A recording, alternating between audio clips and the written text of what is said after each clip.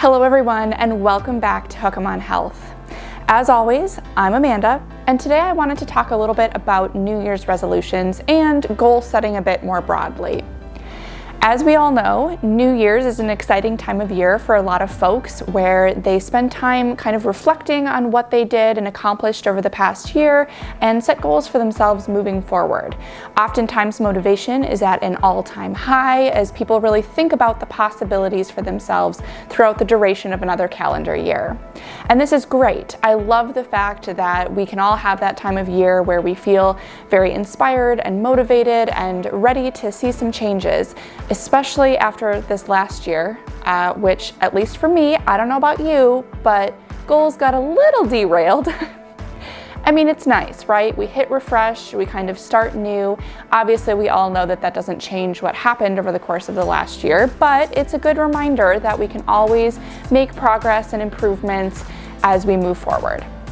The tricky thing, though, is that the majority of people's New Year's resolutions start to drop off right after New Year's.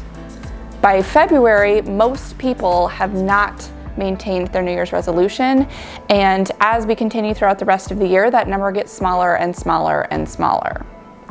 This has less to do with willpower, however, and more to do with the fact that folks set goals that are unrealistic or unsustainable for themselves to begin with. It's not so much that you failed your New Year's resolution, and more that the New Year's resolution failed you. It just wasn't right for you to begin with. This reframing, I think, is particularly helpful when we think about wanting to continue to make progress and set goals moving forward.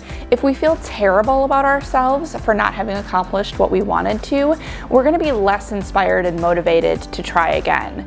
Rather, if we look back and assess and figure out, what we could have done differently, what worked, what didn't, we're more likely to establish a new goal and a new mindset and be more motivated and encouraged in our ability to be able to execute it this time. So for 2021, especially after the events of 2020, which I don't want to reflect on too terribly much, I think it's important that we reframe and refocus our goal setting and our New Year's resolutions. Specifically, I'm going to share my top 5 tips for how to set and establish a better New Year's resolution that you're more likely to maintain and that's going to be more sustainable for you throughout the year. Even if New Year's resolutions aren't really your thing, which I totally respect, by the way, I still think that these tips are useful as we think about setting goals for ourselves more broadly so that we can be successful at them year-round. So let's talk about it. How do we make New Year's resolutions for ourselves that we can actually stick to and be successful at for the long term? Tip number 1 is to start small. One of the big mistakes that I see a lot of people make is trying to tackle all of the things that they want to accomplish all at the same time. They're trying to make so many changes all at once. So they want to drink more water. They want to stop having caffeine after 4 p.m. They want to only have a couple cups of coffee a day. They want to not have alcohol during the week. They'd like to go to the gym. They'd like to walk after work. They'd like to start doing yoga or meditation, avoiding screens before bed, going to bed at a more consistent time, going to bed earlier, get up earlier in the morning, have a consistent morning and evening routine, stop watching as much TV, cook every single day when they get home from work, bring all of their lunches to work, never eat takeout again. It's just too much. Even the most motivated person would struggle to keep these up throughout the year. Motivation ebbs and flows, folks. It's not like you just are constantly at a high level of motivation all the time. None of us are built like that. I typically advise people to think of 1 or 2 things that they're most motivated to do that seem the most realistic for them and their life, their normal day-to-day life. I think of it a lot like the low-hanging fruit. Pick the things that you would like to do that seem like something that you could be doing right now, you just haven't yet done it. Having something small that you've accomplished, even if it's not quite as big as this grandiose picture that you've painted for yourself of what you'd like to do, is still something. It's still a step in the right direction, and having that win and being able to maintain that win is going to be better than trying to do something really big, elaborate, or complicated and then not seeing success and then abandoning it entirely. So start small, and build and grow from there. Tip number 2, make your goal SMART. Now I know, at one point, most of you have probably learned about SMART goals and the acronym and all of that stuff, and I get it. It's not the most exciting thing to talk about, but there are some really good gems in there when it comes to setting goals for yourself that you're most likely to be successful at. If you've forgotten or it's been a while, just a reminder that SMART is an acronym that stands for specific, measurable, achievable, relevant, and time-bound. So let's break it down. First of all, specific. One of the huge things that I think a lot of people struggle with is making a goal that's specific enough that they know when they've accomplished it. Making a goal and having something that is specific to you and what you would like to accomplish is super important. If you have something more vague, like I want to be healthier, what does that look like? If you don't know what it looks like, how are you going to know when you've accomplished it? What do you do on a day-to-day basis to get healthier? It's too vague, it's too broad, and when things are too vague and broad, it's almost impossible to figure out how to actually go about accomplishing that goal for yourself. So instead of a goal like, I want to get healthier, think about kind of what you're doing right now, what your health goals are, and what is something that's realistic for you to be able to actually do. We'll get a little bit more into that later, but think about it. What specific things are going to help you accomplish those longer and broader goals? Next, your goal should be measurable. Now, it's great to have a specific goal, like I want to get more adventurous with my cooking, just as an example. But if it's not measurable, how are you going to know that you're accomplishing it? What are those benchmarks that you're going to look for that say to you definitively, I am getting more adventurous with my cooking? One way to make a goal like wanting to be more adventurous with your cooking more measurable is to say something like, I want to get more adventurous with my cooking. Every week, I want to try a new ingredient or a new recipe. Or every month, I want to try a new ingredient or a new recipe.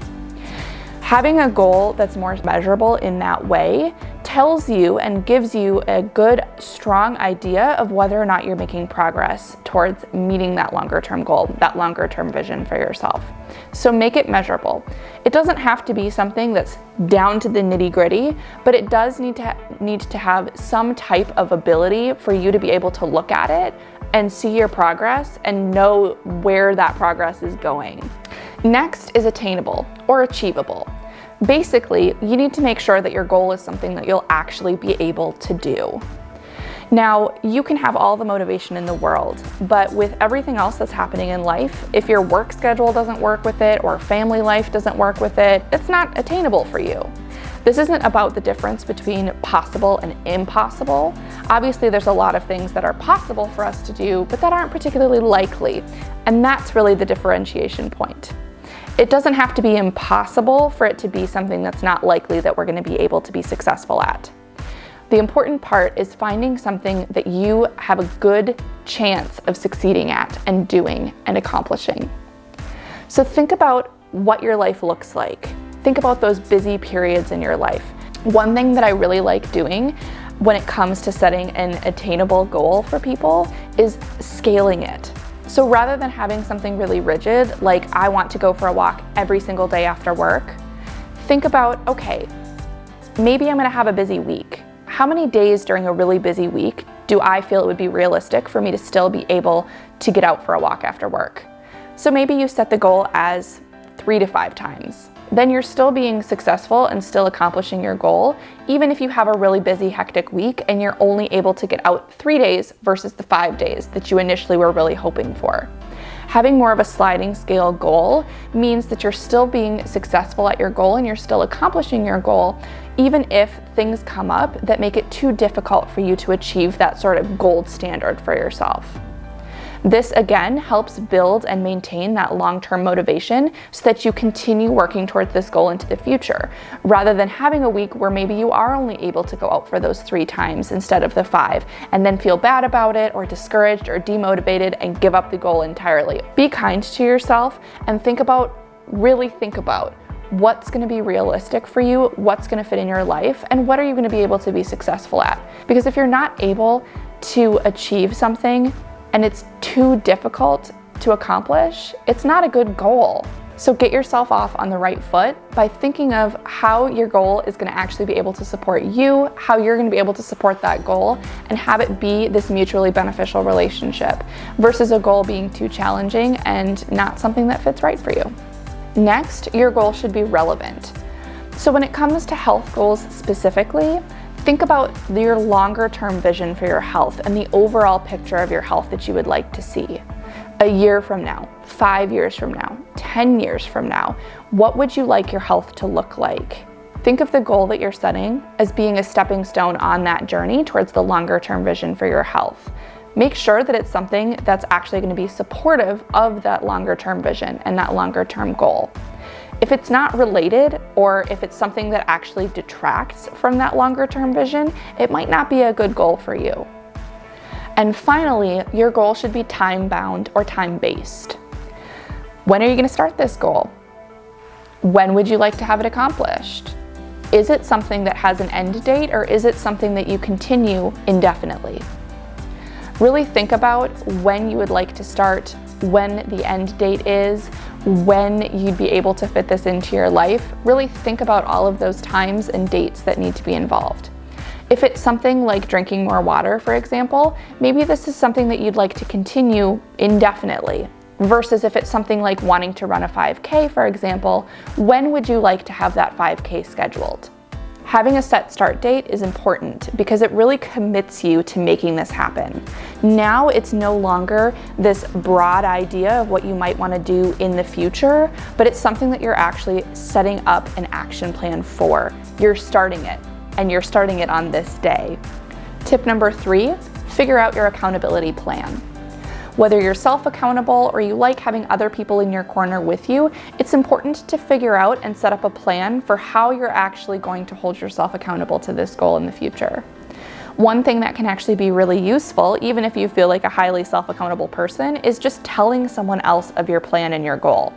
Even if you don't want them to do anything with that information, just having another person out in the world who knows what your plan is and who knows what your goal is helps us be more accountable than if we keep things private and keep them to ourselves. The other thing you'll want to consider is how you're going to track your progress. Whether you write things down in a journal, track something in your phone, whatever it is that you choose to do, being able to track your progress is helpful not only for motivation as you continue moving forward, but also useful so that you know where you've been, where you're going, what you're accomplishing. Whatever it is, make sure that you've got some type of accountability plan in place so that when things get tough, you have strategies in place to help you continue making progress on your goal. Tip number 4, acknowledge the progress that you've made. Whether you set specific checkpoints or milestones to look back on, or just make a regular habit of acknowledging the work that you've done and the progress that you've made, making sure that we're acknowledging our successes is really important when we look for long-term motivation and continuity of that goal into the future. Some people like to have tangible rewards for themselves for hitting certain benchmarks, while others just like to have that moment to check in and acknowledge and reflect upon the progress that they've made and all of the successes that they've had. Thinking about those positives is really important because as human beings, we have a tendency to dwell on the negative. And then when we dwell on the negative, we can get discouraged, disheartened, demotivated, give up. I mean, you know the drill. I've said this a few times already.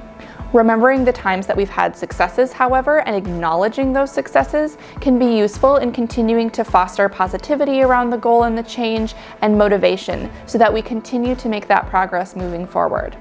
And tip number 5, troubleshoot barriers. Remind yourself it's not always going to be easy to accomplish this goal. Even if your goal is very achievable and attainable, there's going to be certain bumps in the road because that's just how life works. What are you going to do when you're sick, when you're traveling, when things are really busy at work, if you have a family emergency, if your car breaks down? Having an idea of how you'll adjust and make changes during times when this goal is going to be more difficult and when things are a little more hectic is really important to consider. Does it make the most sense to scale back your goal during these times? Does it make the most sense to pause the goal until that situation is resolved? Really take the time to think about and consider what's going to be the most realistic and useful for you in those moments. It's also useful to think about how you might reintegrate that goal into your life when the time is right. Remember that these barriers are not setbacks, but learning opportunities and experiences for you to grow and change and adapt your goal. Because this is what life is. This is what it's going to look like. It's not always going to be perfect. It's not always going to be easy. And it's important to consider that and make sure that we're setting ourselves up for the realism that life will bring us. If your goal is too challenging, don't give up, just adjust. Remember, sometimes things happen that we could not possibly have anticipated. Like, I don't know, off the top of my head, a global pandemic. When things like this happen, think about what you're going to need to do to change your goal. It's okay to change the goal. I promise you, it's okay. Whether you need to scale it back or come up with a different goal for the interim time period, do what you need to do. Once you get to a place where you feel like it's realistic to continue to scale up your goal and make it more challenging or get it back to the place where it was previously, that's a perfect time to do that then. But think about what you need to do now, in this moment, in order to be successful at your goal, and do that. No matter what your goals are for the upcoming year, remember a few key things. 1, even the smallest step in the right direction is still a step in the right direction. And 2, it's all about progress, not perfection. It's normal to struggle, to have setbacks, to have moments where we feel discouraged, and that's okay. It's part of the experience. If you need to make changes, make changes. Nobody says that you have to hit this specific goal by this specific benchmark. They're meant to be flexible, they're meant to be adaptable, and you can change your goals as many times as you need in order to be successful at it. Thank you so much for joining me today. I hope that you found the content in this video to be inspiring and helpful as you think about establishing goals for yourself for 2021 and beyond. If you enjoyed this video, I'd appreciate you hitting that like button and subscribing over here on YouTube. Leave me a comment down below with your New Year's resolution for 2021 or any goal that you're setting for yourself lately. And I hope that you and those that you care about have a safe, happy, and healthy new year. Thanks so much for watching, and I'll see you all back here again next time.